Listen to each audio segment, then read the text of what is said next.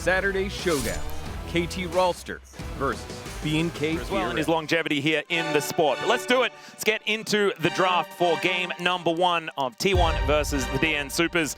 Second pick has been chosen here for DNS, so we just have the regular blue side, red side, first pick on blue, having a good time. Yeah, we're seeing more and more of this Jarvan ban come through. There was a period where it kind of transitioned to Jarvan is now the new first pick, and now it's kind of moved more into that ban pool. Yeah. We still kind of have the big 4, and then stuff like Jarvan and Bard are very commonly the extra bans, especially, I mean, against Carrier. We did get that. Yeah, we saw the experimentation, didn't we? Yeah, we got like the, maybe, I'm not going to say like annual, but every couple of months they'll throw him a Bard game and be like, oh yeah, he's still... That was Road to EWC, their matchup against Bro, right? Yeah. Where the Bros were just like, you know what? We haven't seen this for a while. Let's see whether the hands are still good. Still As very it turns good. out, still good, yeah. Yeah, so presumably Orianna, yeah, so big 4 bans, and then Jarvan, Bard coming through. They're going for the Ashe first pick. Something we've seen honestly rising in priority, surprisingly, has been the Rise, which we saw kind of fall off. The rise of Rise? Yeah, we saw it fall off when people were countering with the likes of Anivia and Cassiopeia, and then we saw it rise back up again with the move from move towards Deathfire Touch. But the DN Supers are going to go straight for Vi Zig. So we've seen some of these Mage plus Pike kill lanes. I wonder if that's what they're going to go for. We've seen Ziggs Pike, we've seen Mel Pike. You could also go for some like Nautilus. But what you have so far is you have a Vi who has a point-and-click lockdown, and a Ziggs who can press ultimate on the head. So the plan very much in team fights, and potentially before, is to kill this potential Ashe Seraphine. Now, T1 have the choice to not specifically go for the Seraphine here. If they want some more protection specifically for the Ashe, they could go for like the Lulu in this situation, or even just for a melee support to provide some peel. Ashe Seraphine's ins out is a really strong core though, so I wouldn't be surprised if they did just go for that. But they kind of kept their options open in case they're faced with this really hard dive from DN Supers. Yeah, it does feel like the blind Ashe has become a lot more comfortable with the fact that the Lulu has found success and other things have been able to work.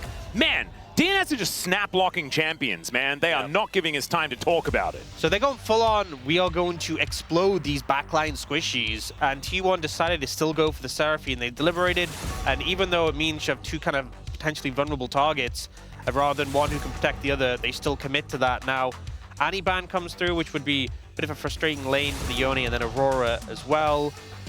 Nautilus ban, probably Pike next, I could imagine. We often see the Ziggs Pike. You could go in a different direction though if there's some top laners you're concerned about for Dudu. But the Nautilus is definitely something that provides a lot of threat. Yeah, I think the Aurora ban is kind of interesting. Faker really has been struggling on that champion. I don't think it was all that necessary. Yeah, I think even though Faker's been struggling on it, I think the approach from DN Supers was what is going to be a tough lane for Yone, and just kind of remove these mid lane mages who have a ton of harass. Yep. A bit frustrating to play into. Also, with it being the Yone, you know he's not going to go for a Zia most likely in this situation. So you have a bit of protection against that. Now, after the DN Supers, probably just going to be support coming in here for life. Obviously, it's going to be a tough lane if you end up going for a melee, but it does provide that threat. And they're going to go. All right. With a Camille, technically a flex, but probably going to be the support Camille, I would imagine. Yeah, and Life is the guy, I mean, we talk about this all the time. He was the guy that played Jarvan support, the guy that really was phenomenal at set support, kept playing it. It was a thing, like it was a spark of this set support thing that was just happening all the time. But he was the guy that started it, and he kept playing it and kept winning with it as well. And the Camille, sort of similar to that flavor. We've already seen Carrier have a phenomenal performance on the Camille support. I believe that was in the Bro Series at Road to EWC. As the Ahri is going to be the lock-in for Faker alongside the Jace for Doran. And wow, this would be one hell of a 1-3-1 composition if they just throw down a Yorick or something like that. Yeah, a lot of side lane pressure achieved. I think the Ahri makes sense because it has that mobility to disengage from the engage of the DN Supers, to dodge away from some of these tools.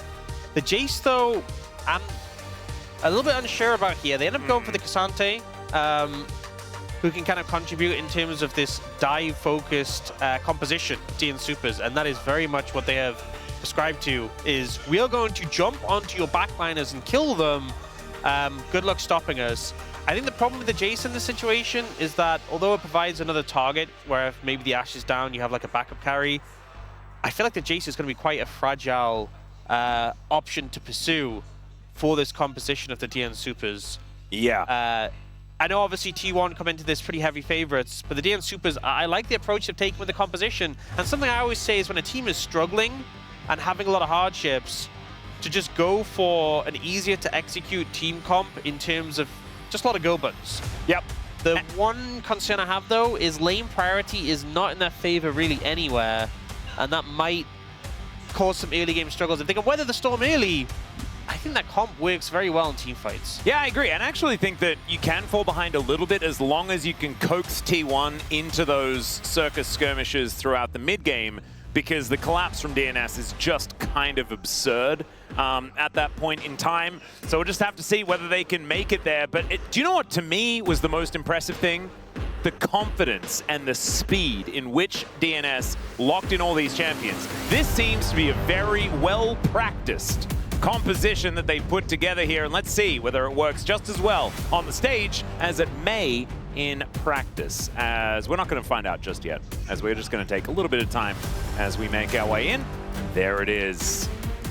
All right, ladies and gentlemen, do you believe in the DN Supers? Maybe 21 games in a row is a bridge too far.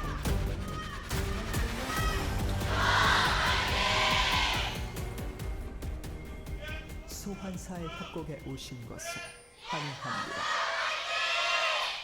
All right, I'm not going to lie. The DN Supers fans, pretty loud.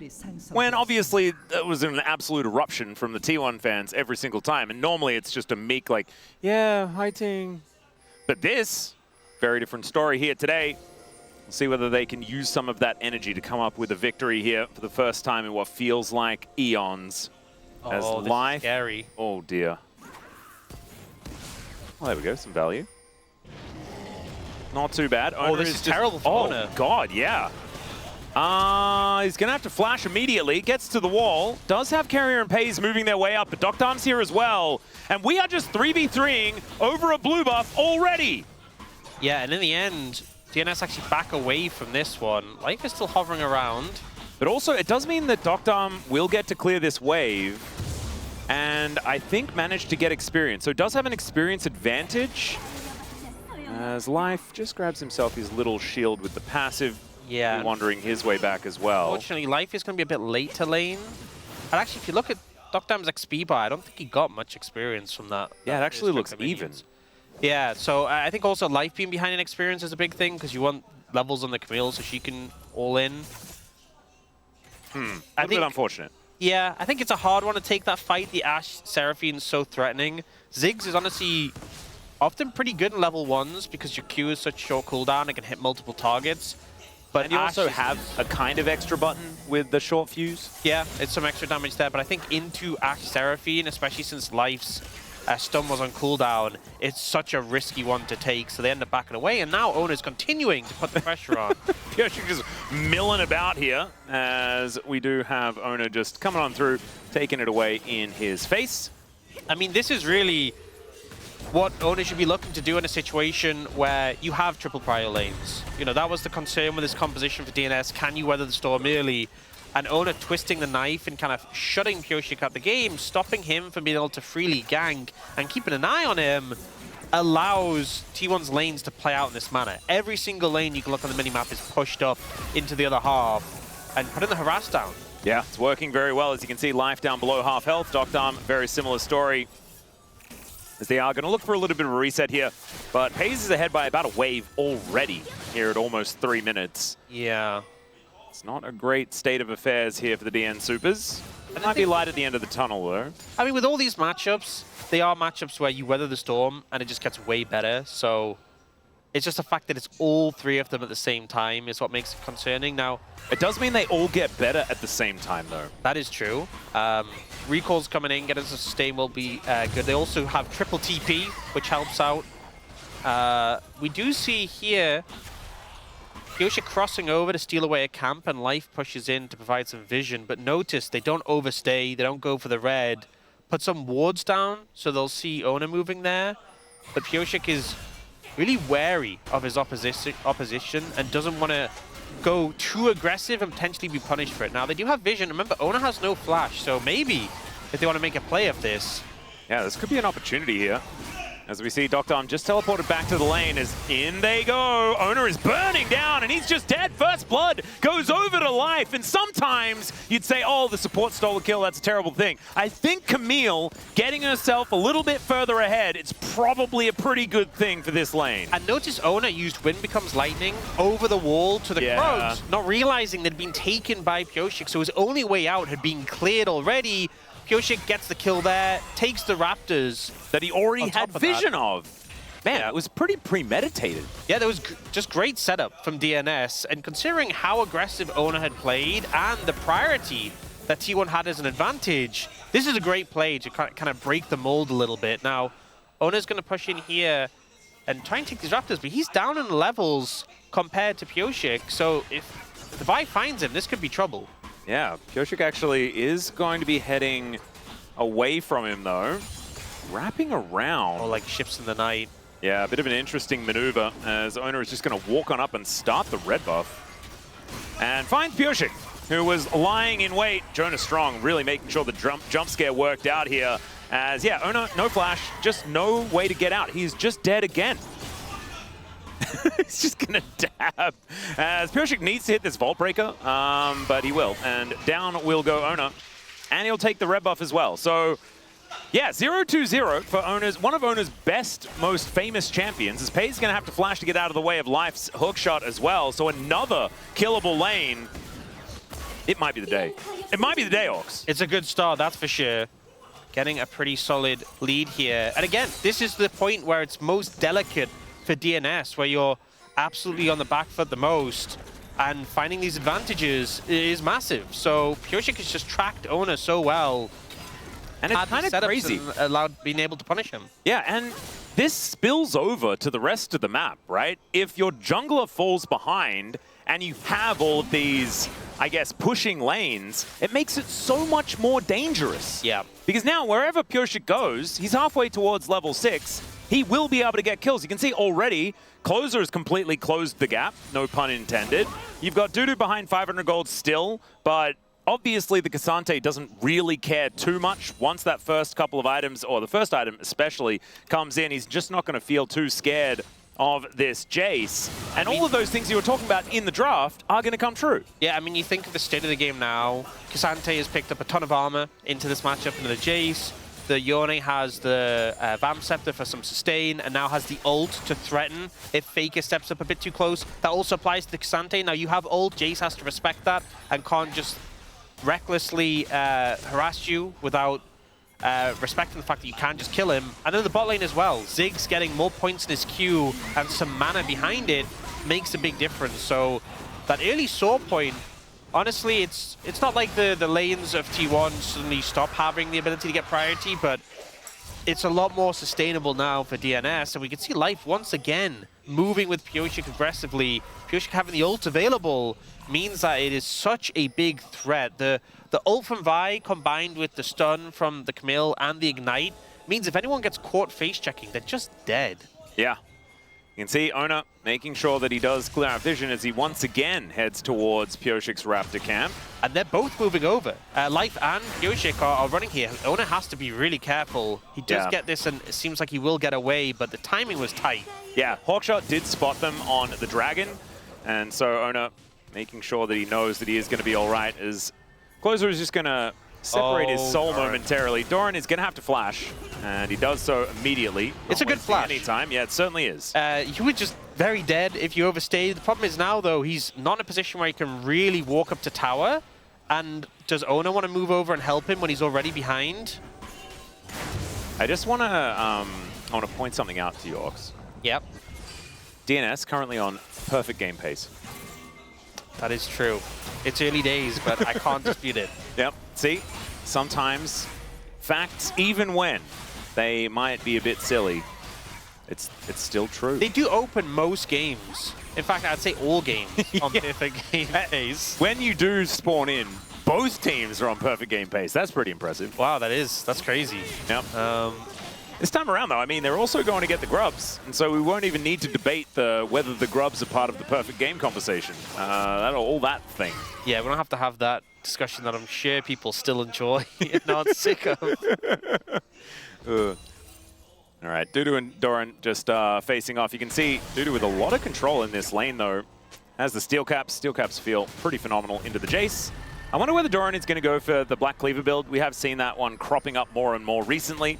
It's felt a little bit better into more of these tanky matchups. I also think just makes you a bit bulkier, which I think into this DNS composition goes a long way. It's either you, Pays, or Carrier. I feel like are the main targets generally. Oh, nice little Q back there as Dudu. Just bringing out the Dusante to bear. Looking pretty good. It's Closer. Closer going somewhat aggressive towards Faker here. In fact, he also got that first dragon. Got the dragon, got the grubs. Really just allows DNS to keep playing these lanes out as they are and be comfortable. Oh, they're looking for a play. Yep, in they go. Pays in a lot of trouble. The bouncing bomb is going to connect. It's a decent encore there, though, as now Life in a bit of trouble. And down will go Pyosik, down will go Life. There goes the perfect game and maybe the advantages that DNS had built up for themselves. A bit of a heavy force there onto Pays. Pays with no flash available. They think he's an easy target to take down. But Dokdam didn't have ult available. They also didn't have the ult from Life, and I just feel like didn't quite have the damage to kill Pays here. A big factor is Pyosik uses his Q over the wall, so it doesn't have that cooldown immediately available. The ult from Carrier is phenomenal. And again, Dokdam not having that ult to follow up is so much damage lost onto Pays. I still think the fight might look a little bit rough because Ona's there to turn it around afterward. But at least if you had Dokdam's ultimate, Pays would have died. And then you take one of the threats out and can hopefully readjust from there. But T1 very quick to respond in that situation. And not only do you get a decent amount of gold for Pays on this Ashe, but you're also getting Ona back into the game. He's now even with Pyosik. Well, about 100 gold down, but much closer than he was before. Yep, and actually has an item advantage as Pyosik hasn't been back to buy just yet.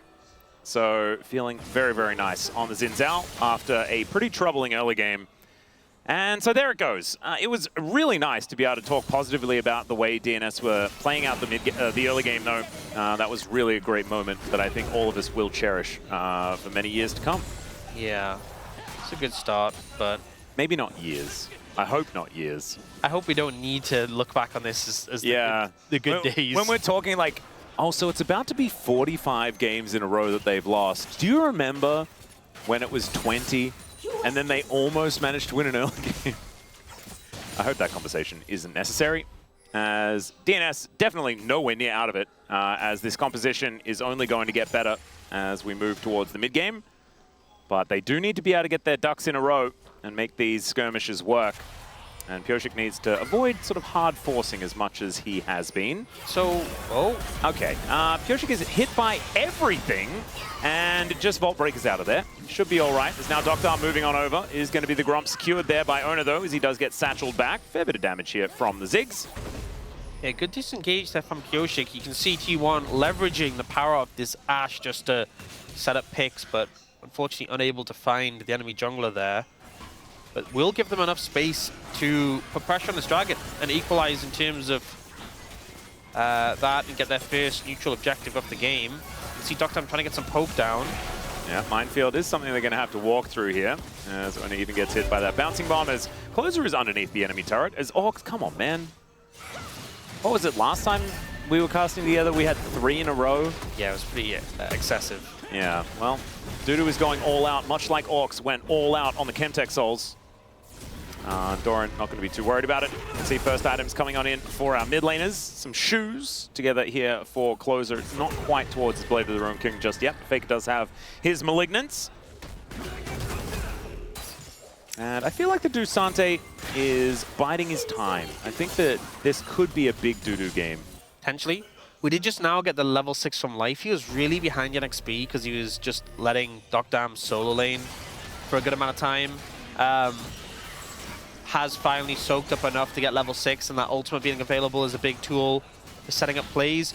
We're seeing Pays actually going for the Kraken Slayer on Ashe. We've seen pretty much everyone moving over to the Hex Optics Phantom Dancer. Yep. Has been the build we've seen be very popular, so interesting he's gone towards the Kraken Slayer instead in this situation. The sort of older build that we used to have. Yeah, I wonder what sort of forced his hand on that front, whether it's something that has been cropping up in solo queue back again. But it does feel like the Hex Optics build is pretty powerful. As Carrier and Ona moving up towards his top side. Charm connects onto Life, who is just dead. Ladies and gentlemen, there is nothing he can do about that one. Great pick here from T1. We're really coming alive here in the mid-game, as Closer also in a little bit of trouble as well. Rebinds the soul as he ults away to relative safety. That was a very cute arrow, as Pays was guessing where that disengage was going to land. At least we do have Doctarm able to clear out the minion wave, so this top outer turret will stay alive for now. Seeing the pressure just mounting up here, and Faker with a great pick, landing this charm. And Life feeling the pain of being a level 6 Camille when there's a level 11 Ahri who just does not need to do much work to explode you in this situation. We've seen Camille's sometimes really snowball heavily and in the support role, and that helps them a lot. But when you're level 6 and there's a level 12 Jace in the game, it doesn't feel so good. It definitely feels like a scenario where you're going to jump in and you're just going to get obliterated so quickly. You need to make sure that that ultimate is high value. Yeah, and you're kind of hoping that your team explodes your target before they explode you. It has allowed them to put a ton of XP on a Doctarm who's now level 11, but Life does feel a bit like he's made of paper. Yeah. Well, flanking teleports come through from Doran here, as we also have the Cassante making his way in. Dudu right into that front line, as that is going to be the secure on the Rift Herald. Ona gets that Crescent Guard out, as now Doctarm's in trouble. Doran just dives on top of him, Life dead once again, as Doctarm uses the Mega Cone in order to get himself to relative safety, but Faker is able to get over the wall and knock him down. The Dusante trying to cut up Pays, but he gets knocked up and taken out as Faker grabs the double. Now on a killing spree here in this happy birthday game for Faker. And Closer doing the best that he can, as the flash still gets him hit by the arrow, and the charm is going to come on in. Faker might be able to get another one, as another Fate Sealed has to be used defensively, as Closer does get himself out at least. But Doran now going to deal with this outer turret, and wow, from a really nice looking early game to absolute obliteration from about 10 minutes onwards, T1 in full control. Owner just going to flash on top of Pyoshik here. This one feels personal. Yeah, after what happened in the early game, I think it very much is. And T1, super decisive with how they approach that team fight. For DNS's composition, they want to be the ones leading the charge when it comes to engaging. Instead, it's T1 who set up this great flank.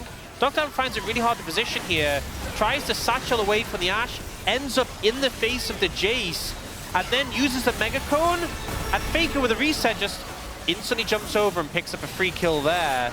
Dudu unfortunately failing his flash over the wall as well. It just felt like this was T1 leading the charge, and DNS, they need to be the ones setting up these engages, so definitely not how they want to play out fights. But with this deficit now, I feel like their win cons might just be out the window. Yeah, they are few and far between by the looks of things. Okay, so I was talking a little bit about the level 6 Camille and the concerns. Yeah. Still a level 6 Camille.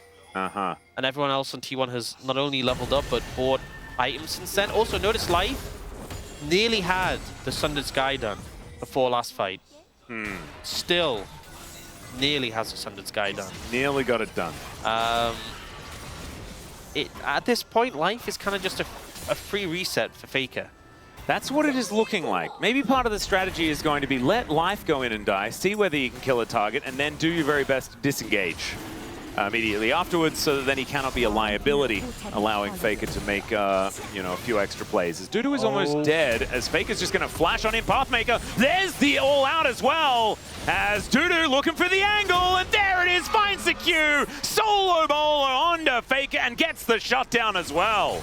Faker chunks out Dudu, thinks I have a kill opportunity if I ult, but the minions blocking his skill shots, not allowing him to land the charm, sets up Dudu to turn the play around and get a pretty sizable shutdown on the Cassante. Honestly, the Dusante never fails to impress. Even if they are just losing every single game, he has found his moments. And could be a big deal, could also mean not a whole lot. We still have a 3.5k gold advantage, and T1's composition feels pretty evergreen, even if it doesn't necessarily have a huge front line. Owner has a lot of support to make things work, as we're going to have a look at this one from Dudu's perspective. Yeah, so I think a big factor was the minions blocking skill shots from coming through. And then just the... 아리 잡았어, 아리 노플. Oh, 800 gold, not bad. Yeah. 아, 죽었다. 아, 손꼬였네.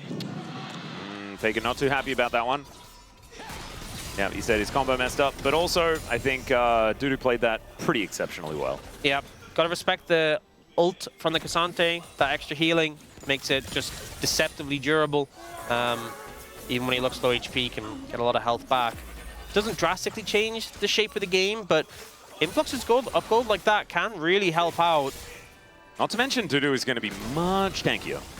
And much more scary in the rest of these fights. It might mean, you know, the difference between Pays living or dying if the Cassante gets into that backline. So, could be important. Could also not mean too much at all, as T1 did manage to grab the first Chemtech Dragon. The next one is going to be up in 3 minutes' time. Shadow Flame done for Faker, as he does complete item number 2. And Closer not very close to that second item. This Ahri is still very, very strong. Phantom Dancer done for Pays at the same time as he throws out an arrow in celebration. Sort of like fireworks, ladies and gentlemen. But it doesn't really do a whole lot of everything, as in goes Life, finally presses that ulti button. Pyosik tries his hand at pressing R, but he will just be escorted to the death chamber. Pathmaker from Dudu, but he gets charmed up, and Closer trying to escape. Fake is going to allow him to also via the death chamber, and they will just execute 4 people in a row. The turnaround potential from T1 in this situation. The target goes in, they kill him, they move forward, the Ahri resets, so powerful. The Encore as well from the Seraphine, they're all funneling in. I was concerned about the Seraphine into this dive threat, but when you're this far ahead, it's very effective. And you see they jump on a Doran, the ult from the Ziggs does seemingly no damage. Yeah. And Doran, barely under half HP, they can turn the play around, move forward, and just clean everyone up. Dokdam, miles away from the fight, very safe, but just unable really to contribute much other than that ultimate he threw down. Now, Pyoshik's trying to get in the pit for a steal. Yeah, he's done this before, and T1 certainly remember, but they are making sure they're keeping the lights off, as there is the boop over. That was very cute from Doran to make sure that they could line that one up with the smite, make sure that Pyoshik was unable to get in. And T1 will take a 21-minute Baron. That is a very young Baron. You know, we've seen a lot of champions who are really good at locking down junglers and stopping them from smite stealing. You have like your Casantes, your Mordekaisers, who just make it so difficult. This is the first time we've seen like a Jace flash little boot back be the thing, but it just shows the patience and the comms from T1 saying, hey, we need to get Pyoshik out. Do not let this be a steal. We're far enough ahead that realistically, we never have to 50-50 these.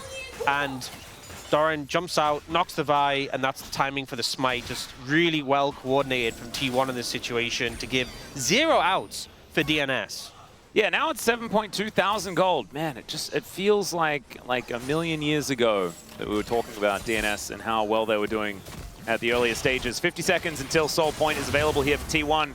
Soul Point not feeling like it's all that valuable. But if they do get a Chemtech Soul, and I know I like to tease you for causing all of these Chemtech Souls, but pretty high value for T1, not gonna lie. Even Faker has like healing in his kit, but it's mainly for Keria, who will be able to heal them up very, very well. Owner goes in, gets the Crescent Guard, goes down to about 50%, and then is an absolute raid boss. Certainly going to be a scary thing. Charm connecting onto Dudu here. They're just losing towers here.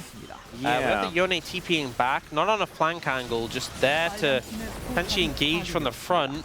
Moral support is what it felt like. Yeah. Don't worry, guys. I am here to help.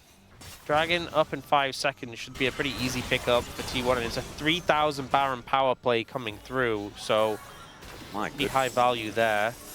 Yeah, they've just kind of taken everything that they've wanted to take, and there hasn't been too much of a response. It's now Pyoshik. He has been charmed as he makes his way in, but that is still going to be the fate sealed of the GOAT in the mid lane. Closer going to be able to lock that one down. Life will die as tribute. As Doran finds it with a shock blast. Pretty cute. So a 1-for-1 trade, but probably still worth it here for DNS, as Faker worth a little bit more than Life right now, the 1 in 5 Camille. There's a nice satchel there to make sure that Ona does get himself out as the Encore flies on through. Doesn't exactly find the joy onto Docked Armors. Yeah, Ona was really forcing that one, but it is actually going to work out. Megacone gets closer to safety, and T1 will just walk past DNS and take down this inhibitor turret. With Docked Arm dead, that is so much of the wave clear missing, and they should just be able to do whatever they want. Yeah, DNS find a good pick on a Faker, but T1 really make them pay for it and find multiple kills in the aftermath.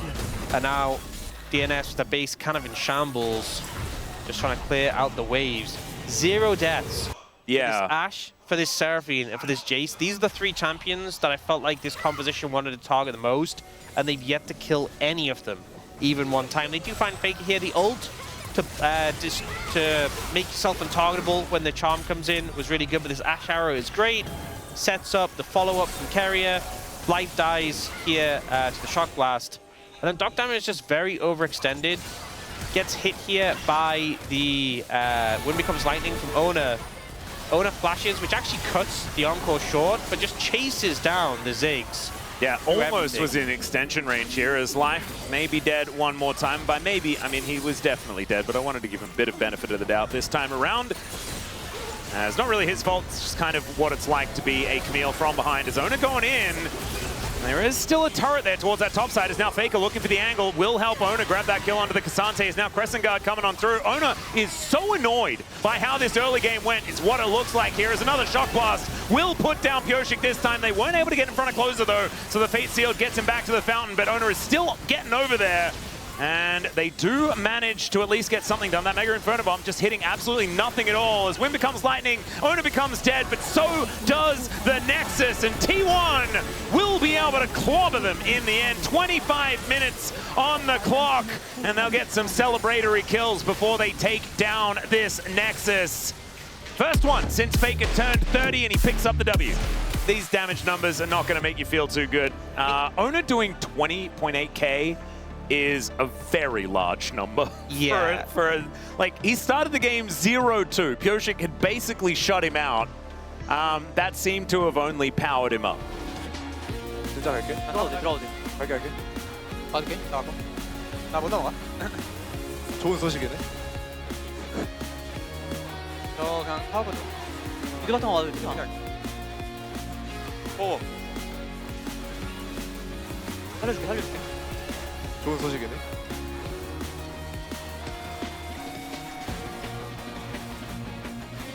얘 노플이야. 나 공이 줘. 좋은 소식이네. 좋은 소식이네.